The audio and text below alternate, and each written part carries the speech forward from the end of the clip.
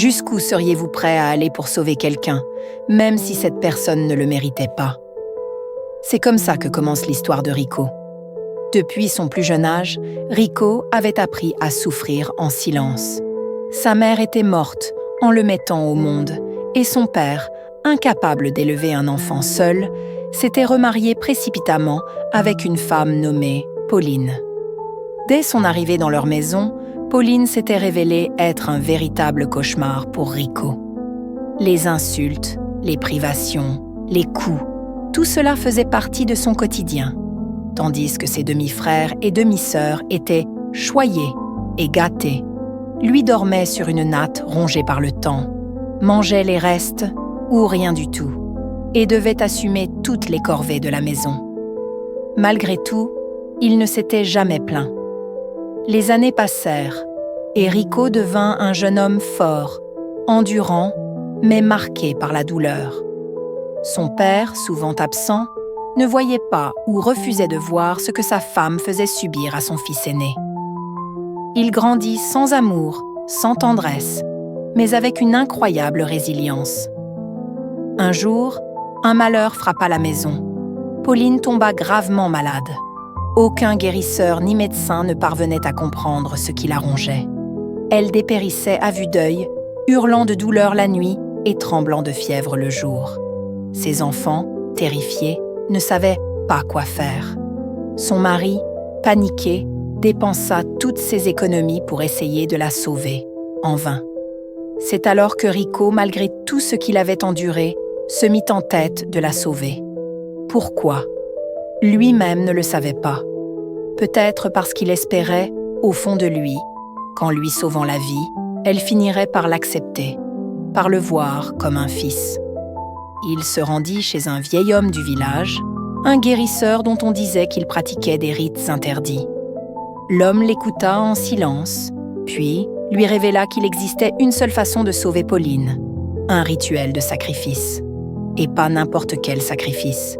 Il fallait offrir une partie de son propre corps en échange de la guérison de la malade. Sans hésiter, Rico accepta. La nuit suivante, dans une clairière reculée, sous la seule lueur d'une lune blafarde, le rite commença. Le guérisseur traça des symboles anciens sur le sol, murmura des incantations dans une langue oubliée. Puis il planta un couteau sacrificiel dans la chair de Rico. La douleur fut insupportable. Son pied droit fut sectionné, son sang coula abondamment sur la terre sèche. Rico hurla, mais il ne recula pas. Il resta là, tremblant, haletant, pendant que le vieux guérisseur murmurait des paroles aux ombres invisibles qui semblaient danser autour d'eux. Et le miracle eut lieu. Le lendemain, Pauline se réveilla, guérie. Plus aucune douleur, plus aucune fièvre. Son teint était redevenu éclatant, comme si elle n'avait jamais été malade. La famille pleura de joie. Son mari remercia les dieux. Ses enfants l'embrassèrent avec soulagement. Mais personne ne demanda comment elle avait été guérie. Personne ne se soucia de Rico. Boitant, souffrant, affaibli, il rentra chez lui, en espérant, au fond de son cœur, que ce geste d'amour forcerait enfin Pauline à le voir autrement. Il se trompait. Au lieu de gratitude, il n'eut que du mépris. Dès qu'elle fut remise sur pied, Pauline recommença à le traiter comme un moins que rien. Elle se moqua même de son infirmité, l'appelant l'estropié, le boiteux, riant de lui devant toute la famille. « Regarde-moi ça, un vaurien boiteux. À quoi peut bien servir une chose pareille ?» Chaque jour, elle redoublait de cruauté. Elle le chargeait encore plus de corvées, l'humiliait devant les voisins, lui interdisait même de manger à table avec les autres. Et Rico, brisé, comprenait peu à peu que son sacrifice n'avait servi à rien. Mais ce qu'il ne savait pas encore, c'est que son calvaire ne faisait que commencer. Les jours passaient, et Rico devait apprendre à vivre avec son infirmité. Il boitait en permanence. Chaque pas était une torture, mais il continuait d'accomplir les tâches ingrates que Pauline lui imposait. Un matin, alors qu'il portait un seau d'eau, elle s'adressa à lui avec son éternel mépris. « Boiteux et lent comme tu es, Même les chèvres sont plus utiles que toi. » Les éclats de rire de ses demi-frères et demi-sœurs résonnèrent comme des couteaux dans son cœur. Il serra les dents et ne répondit rien. Après tout, il était habitué. Mais ce qui le brisa définitivement, ce fut ce qui arriva quelques semaines plus tard. Un soir, alors qu'il rentrait après avoir coupé du bois dans la forêt, il surprit une conversation entre Pauline et son mari. « Il faut qu'il parte », disait-elle d'un ton dur. « Il ne sert à rien. Une bouche en trop à nourrir, et en plus, il me fait honte avec son pied en moins. »« Mais, Pauline, » répondit le père de Rico d'un air hésitant, « c'est mon fils. »« Ton fils ?» répliqua-t-elle en ricanant. « Il n'a jamais été ton fils. C'est une erreur de ton passé. Un fardeau dont tu n'as jamais su te débarrasser. Il est infirme maintenant. Qui voudra jamais de lui? J'ai déjà trop fait en le gardant ici. » Ces mots frappèrent Rico plus violemment que n'importe quel coup. Il sentit son cœur se serrer, sa respiration se couper. Il avait sacrifié son propre pied pour elle. Il avait souffert, saigné, enduré une douleur inimaginable, et elle voulait maintenant le jeter dehors comme un animal. Ce soir-là, il ne dormit pas. Quelque chose était mort en lui. Le lendemain matin, alors qu'il était en train de laver le linge au bord du fleuve, il sentit une présence derrière lui. Lorsqu'il se retourna, il vit le vieux guérisseur qui l'avait aidé. « Je t'avais prévenu », murmura l'homme en le regardant avec ses yeux perçants. « Certains sacrifices ne valent pas la peine d'être faits. » Rico baissa la tête, incapable de répondre. « Mais il n'est pas trop tard », reprit le guérisseur. Rico releva les yeux, surpris. « Que voulez-vous dire ? Tu as donné une partie de toi pour elle, mais elle ne l'a pas méritée. La balance est déséquilibrée. Les esprits n'aiment pas l'injustice. » Un frisson parcourut l'échine de Rico. « Que puis-je faire ?» demanda-t-il, la voix tremblante. Le guérisseur s'approcha lentement et lui glissa quelques mots à l'oreille. Ce que Rico apprit cette nuit-là allait changer sa vie à jamais. Cette nuit-là, Rico ne trouva pas le sommeil. Les paroles du guérisseur résonnaient dans sa tête comme une incantation obscure. La balance est déséquilibrée. Les esprits n'aiment pas l'injustice.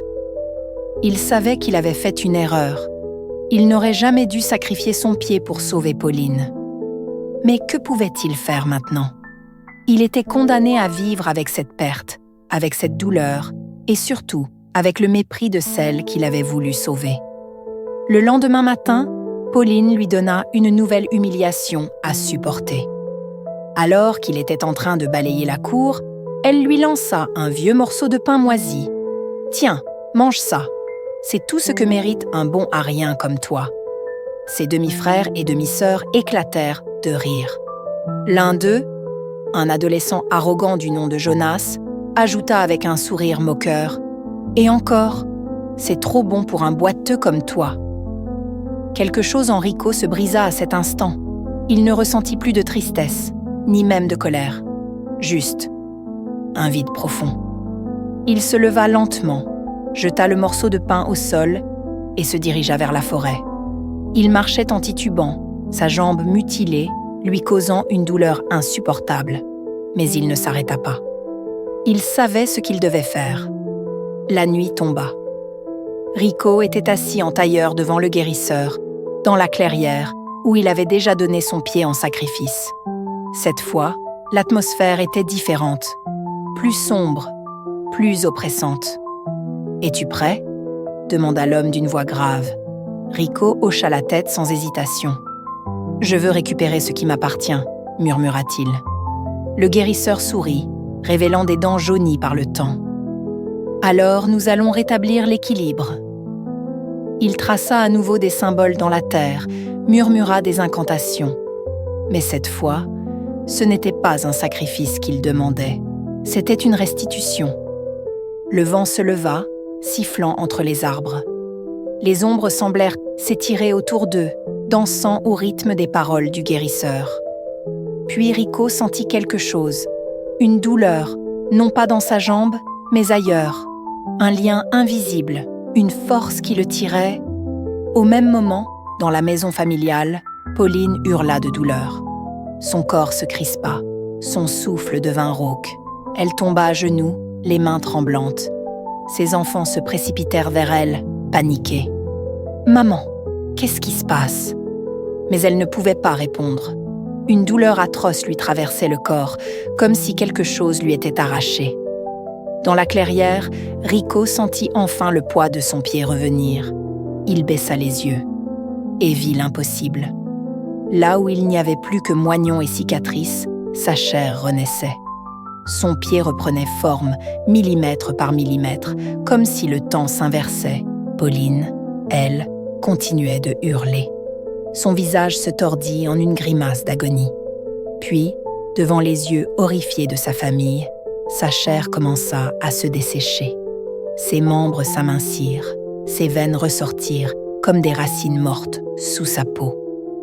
« Elle vieillit !» s'écria l'un de ses fils en reculant, terrifié. Et c'était vrai. Pauline vieillissait à une vitesse anormale. Ses cheveux noircis par le temps blanchirent en quelques secondes. Son visage se couvrit de rides profondes. Ses dents tombèrent une à une. Elle tenta de parler, mais sa voix n'était plus qu'un souffle. Puis, dans un dernier râle, elle s'effondra. Morte. Rico ouvrit lentement les yeux. Il se sentait différent, plus fort, plus entier. Il regarda le guérisseur qui le fixait avec un sourire satisfait. « L'équilibre est rétabli », murmura l'homme avant de disparaître dans l'obscurité de la forêt. Rico rentra chez lui, au lever du soleil. Quand il arriva, il trouva son père et ses demi-frères prostrés autour du corps de Pauline. Ils levèrent les yeux vers lui, stupéfaits. « Maman ? Elle est... » Mais leurs mots se bloquèrent dans leur gorge en voyant son pied. Il était revenu. Rico ne dit rien. Il se contenta de les regarder.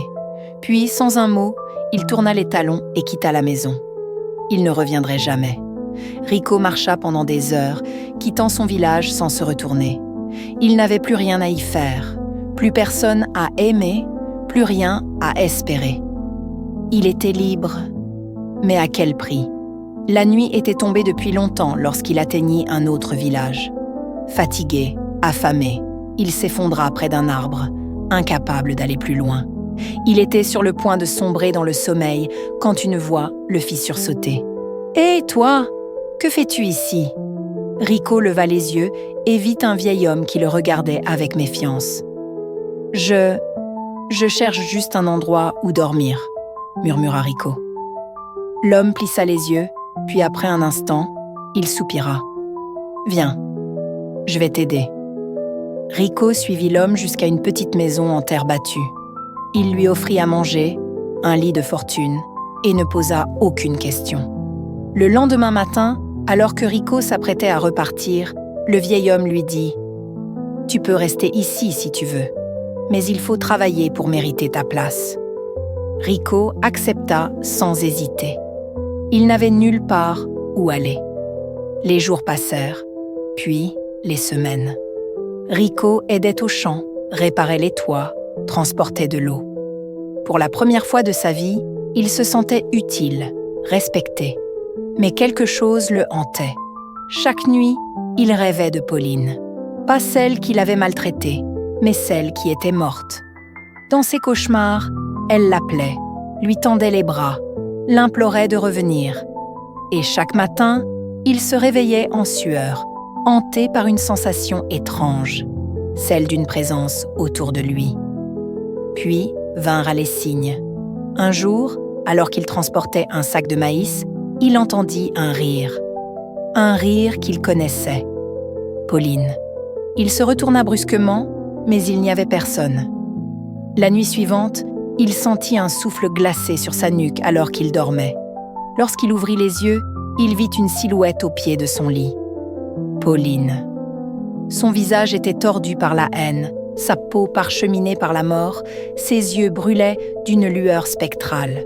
« Tu m'as pris ma vie, mais je ne partirai pas sans toi. » Rico hurla, mais l'apparition disparut dans l'obscurité. Le lendemain matin, il trouva des traces de pas poussiéreuses dans sa chambre. Les nuits suivantes furent pires. Il entendait sa voix, lui murmurer des menaces. Ses affaires disparaissaient, puis réapparaissaient à des endroits impossibles. Une fois, alors qu'il puisait de l'eau au puits, une main invisible le poussa et il faillit tomber. Les villageois commencèrent à murmurer « Il est maudit ! Il a attiré un esprit mauvais ici !» Même le vieil homme qui l'avait recueilli devint distant. Rico comprit qu'il ne pourrait pas rester. Il retourna voir le guérisseur. « Elle ne me laisse pas en paix », murmura-t-il. Le vieil homme hocha la tête. « Tu lui as pris ce qu'elle ne voulait pas te donner. Je veux m'en débarrasser. Alors prépare-toi, car elle ne partira pas sans se battre. » Cette nuit-là, Rico fit un dernier rituel. Il traça un cercle de sel autour de lui, alluma des bougies et récita les paroles du guérisseur. Le vent se leva. Pauline apparut dans un hurlement spectral, son visage déformé par la rage. « Tu ne peux pas me bannir !» Elle se jeta sur lui, mais le cercle l'arrêta net. « Retourne d'où tu viens !» murmura Rico en fermant les yeux. Le vent devint une tempête, les murs tremblèrent. Puis, le silence. Lorsqu'il rouvrit les yeux, elle avait disparu, et il sut qu'elle ne reviendrait jamais. Après cette nuit de cauchemar, Rico pensa enfin être libre.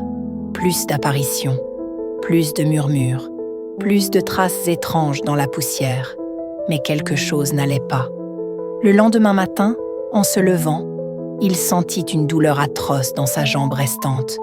Une douleur si vive qu'il s'effondra au sol en hurlant. Le vieil homme accourut. « Qu'est-ce qui t'arrive, garçon ?» Rico, en sueur, agrippa son mollet. « Ma jambe, on dirait qu'elle brûle de l'intérieur. » Le guérisseur fut appelé d'urgence. Il observa Rico avec gravité, puis toucha sa jambe. « Elle a laissé sa marque sur toi, » dit-il d'une voix sombre. « Quoi ? Mais je l'ai bannie. » Le vieil homme secoua la tête. « Tu as chassé son esprit, mais pas sa rancune. Elle s'est attachée à toi d'une autre manière. » Rico sentit son cœur se serrer. « Alors comment je m'en débarrasse ?» Le guérisseur le fixa longuement, puis murmura « Il faudra un sacrifice. » Le silence s'abattit sur la pièce. Rico, en sueur, savait ce que cela voulait dire. « J'ai déjà donné un pied, » souffla-t-il. Le vieil homme baissa les yeux. Ce n'était pas assez. Rico sentit la rage monter en lui. Quand il arriva, il trouva son père et ses demi-frères prostrés autour du corps de Pauline. Ils levèrent les yeux vers lui, stupéfaits. « Maman ? Elle est... » Mais leurs mots se bloquèrent dans leur gorge en voyant son pied. Il était revenu. Rico ne dit rien. Il se contenta de les regarder. Puis, sans un mot, il tourna les talons et quitta la maison. Il ne reviendrait jamais. Rico marcha pendant des heures, quittant son village sans se retourner. Il n'avait plus rien à y faire, plus personne à aimer, plus rien à espérer. Il était libre, mais à quel prix ? La nuit était tombée depuis longtemps lorsqu'il atteignit un autre village. Fatigué, affamé, il s'effondra près d'un arbre, incapable d'aller plus loin. Il était sur le point de sombrer dans le sommeil quand une voix le fit sursauter. « Hé, toi, que fais-tu ici ?» Rico leva les yeux et vit un vieil homme qui le regardait avec méfiance. « Je cherche juste un endroit où dormir, » murmura Rico. L'homme plissa les yeux, puis après un instant, il soupira. « Viens, je vais t'aider. » Rico suivit l'homme jusqu'à une petite maison en terre battue. Il lui offrit à manger, un lit de fortune, et ne posa aucune question. Le lendemain matin, alors que Rico s'apprêtait à repartir, le vieil homme lui dit « Tu peux rester ici si tu veux, mais il faut travailler pour mériter ta place. » Rico accepta sans hésiter. Il n'avait nulle part où aller. Les jours passèrent, puis les semaines. Rico aidait aux champs, réparait les toits, transportait de l'eau. Pour la première fois de sa vie, il se sentait utile, respecté. Mais quelque chose le hantait. Chaque nuit, il rêvait de Pauline. Pas celle qu'il avait maltraitée, mais celle qui était morte. Dans ses cauchemars, elle l'appelait, lui tendait les bras, l'implorait de revenir. Et chaque matin, il se réveillait en sueur, hanté par une sensation étrange, celle d'une présence autour de lui. Puis vinrent les signes. Un jour, alors qu'il transportait un sac de maïs, il entendit un rire qu'il connaissait. Pauline. Il se retourna brusquement, mais il n'y avait personne. La nuit suivante, il sentit un souffle glacé sur sa nuque alors qu'il dormait. Lorsqu'il ouvrit les yeux, il vit une silhouette au pied de son lit. Pauline. Son visage était tordu par la haine, sa peau parcheminée par la mort, ses yeux brûlaient d'une lueur spectrale. « Tu m'as pris ma vie, mais je ne partirai pas sans toi. » Rico hurla, mais l'apparition disparut dans l'obscurité. Le lendemain matin, il trouva des traces de pas poussiéreuses dans sa chambre. Les nuits suivantes furent pires. Il entendait sa voix lui murmurer des menaces. Ses affaires disparaissaient, puis réapparaissaient à des endroits impossibles. Une fois, alors qu'il puisait de l'eau au puits, une main invisible le poussa et il faillit tomber.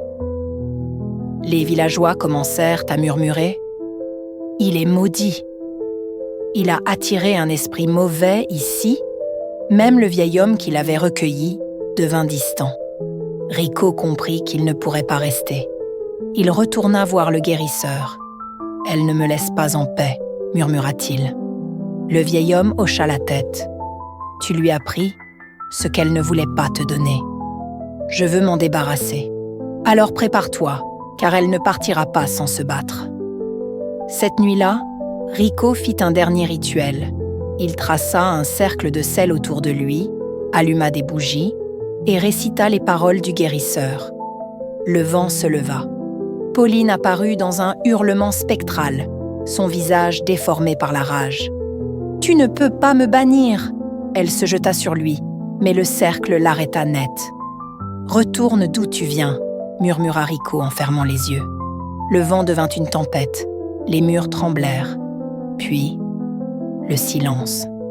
Lorsqu'il rouvrit les yeux, elle avait disparu, et il sut qu'elle ne reviendrait jamais. Après cette nuit de cauchemar, Rico pensa enfin être libre. Plus d'apparitions, plus de murmures, plus de traces étranges dans la poussière, mais quelque chose n'allait pas. Le lendemain matin, en se levant, il sentit une douleur atroce dans sa jambe restante, une douleur si vive qu'il s'effondra au sol en hurlant. Le vieil homme accourut. « Qu'est-ce qui t'arrive, garçon ?» Rico, en sueur, agrippa son mollet. « Ma jambe, on dirait qu'elle brûle de l'intérieur. » Le guérisseur fut appelé d'urgence. Il observa Rico avec gravité, puis toucha sa jambe. « Elle a laissé sa marque sur toi, » dit-il d'une voix sombre. « Quoi ? Mais je l'ai bannie. » Le vieil homme secoua la tête. « Tu as chassé son esprit, mais pas sa rancune. Elle s'est attachée à toi d'une autre manière. » Rico sentit son cœur se serrer. « Alors comment je m'en débarrasse ?» Le guérisseur le fixa longuement, puis murmura « Il faudra un sacrifice. » Le silence s'abattit sur la pièce. Rico, en sueur, savait ce que cela voulait dire. « J'ai déjà donné un pied, » souffla-t-il. Le vieil homme baissa les yeux. Ce n'était pas assez. Rico sentit la rage monter en lui. « Pourquoi moi ? J'ai tout donné, j'ai tout sacrifié. » Et elle ? Elle continue encore ? Le guérisseur posa une main sur son épaule. « Certains esprits ne connaissent pas la gratitude, mon fils. » Cette phrase le frappa comme un coup de poignard. L'ingratitude. Pauline était morte en l'insultant, morte en le maudissant. Il avait sacrifié une partie de son corps pour elle, et elle avait quand même trouvé le moyen de le hanter. Il serra les poings. « Je ne ferai plus aucun sacrifice, » dit-il d'un ton glacial. Le guérisseur le regarda avec inquiétude. « Alors prépare-toi à souffrir, car elle ne s'arrêtera pas. » Et il ne plaisantait pas. Les jours suivants furent un enfer. Sa jambe enflait de manière anormale. Son pied devint si noir qu'on aurait dit du charbon.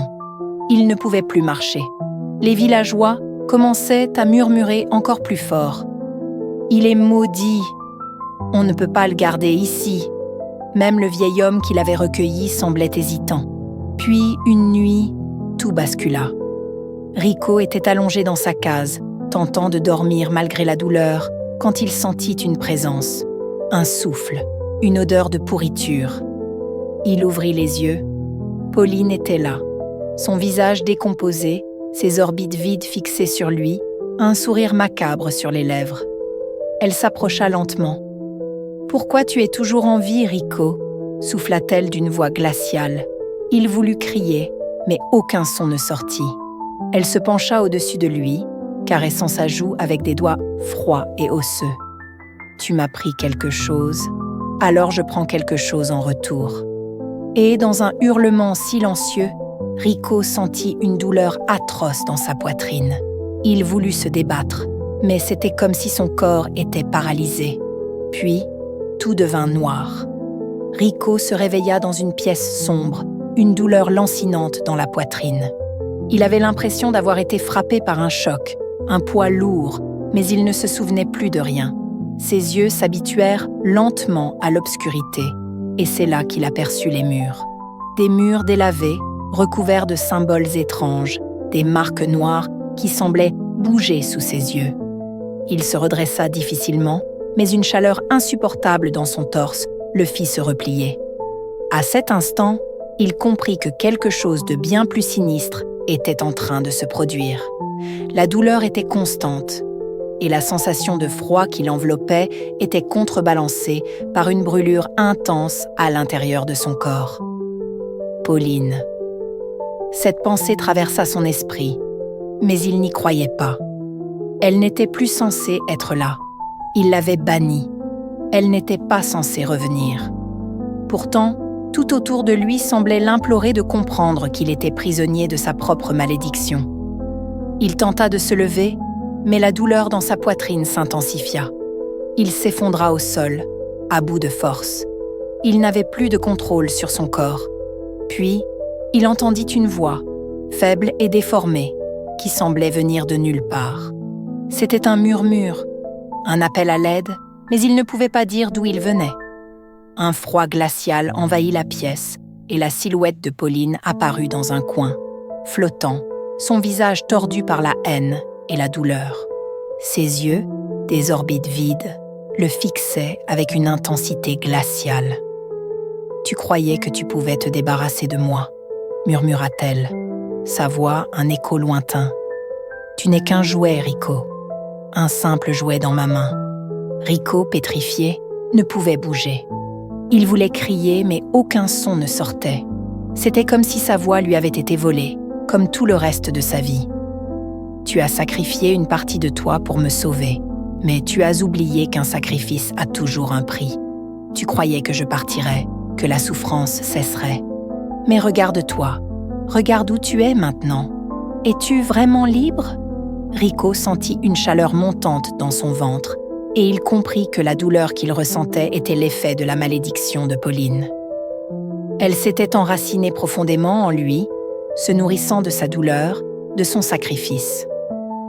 Pauline s'approcha lentement, se pencha au-dessus de lui, et d'une voix basse et menaçante, elle continua. « Je suis tout ce que tu es maintenant, Rico, et tu ne peux pas m'échapper. Pas cette fois. » Rico ferma les yeux, rassemblant ses dernières forces. Il avait déjà sacrifié son pied pour la sauver, mais au lieu de gratitude, il n'avait eu que douleur et maltraitance. C'était sa malédiction à lui, sa croix à porter. Mais était-ce ça, la vie? Endurer sans jamais être récompensé, ressentir la souffrance sans fin. Il rouvrit les yeux, fixant le visage de Pauline avec détermination. « Je refuse de vivre dans ta souffrance », souffla-t-il faiblement. « Je vais me libérer de toi. » Pauline rit d'un rire glacé qui résonna dans la pièce.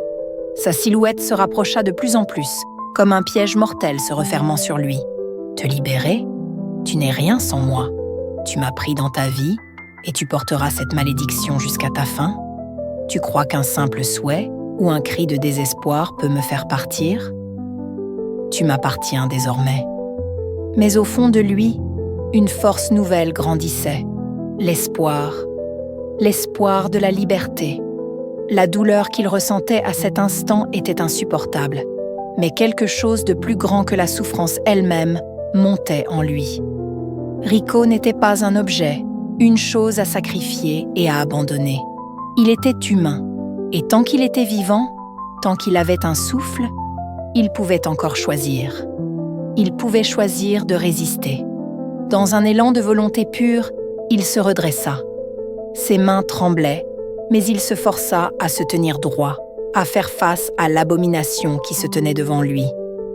Pauline, ou plutôt ce qu'elle était devenue, était un spectre de haine et de rancune. Il ne pouvait pas la laisser prendre tout ce qu'il était. Pas cette fois. Rico ferma les yeux et se concentra.